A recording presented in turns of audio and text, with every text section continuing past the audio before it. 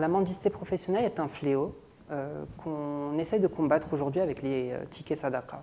Concrètement, on a un certain nombre de transactions qui sont faites dans le marché noir, qui sont intraçables, et on n'a pas aujourd'hui les outils nécessaires pour le combattre.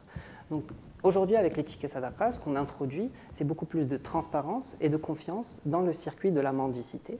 Et grâce aux données qui vont être collectées, on va réussir à discerner les mendiants professionnels des démunis qui ont besoin de notre aide. Donc, les tickets seront en vente chez les marchands partenaires. Toute personne pourra acheter un carnet de tickets et ensuite distribuer les tickets qui contiennent aux nécessiteux. Ces nécessiteux pourront les utiliser auprès des marchands partenaires pour se procurer des produits de première nécessité. Alors, aujourd'hui, en ce qui concerne les institutions publiques, je suis entré en discussion avec Banque El Maghreb, qui est la banque centrale, qui est aussi le régulateur des moyens de paiement et qui a un droit de regard sur ces projets, sur les projets qui ressemblent aux miens.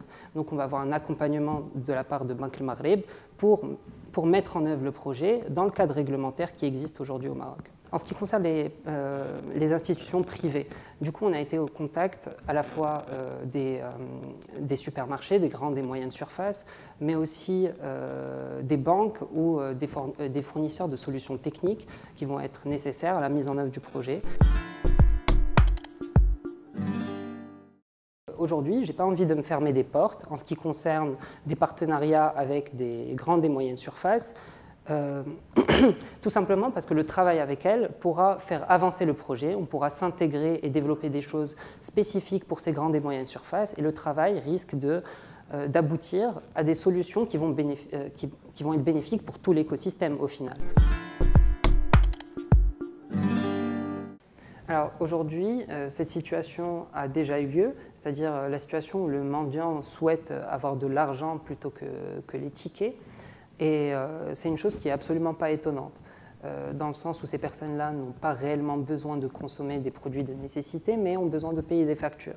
Et c'est justement là où on intervient en disant que grâce au ticket, on est sûr d'aider les personnes dans le besoin, mais en tant que donateur, et je pense qu'aucun donateur n'a envie de financer la vie de mendiants professionnels, et donc si nos dons servent à payer les factures de ces personnes-là, c'est qu'il y a un problème de fond dans l'économie qui convient d'assainir justement.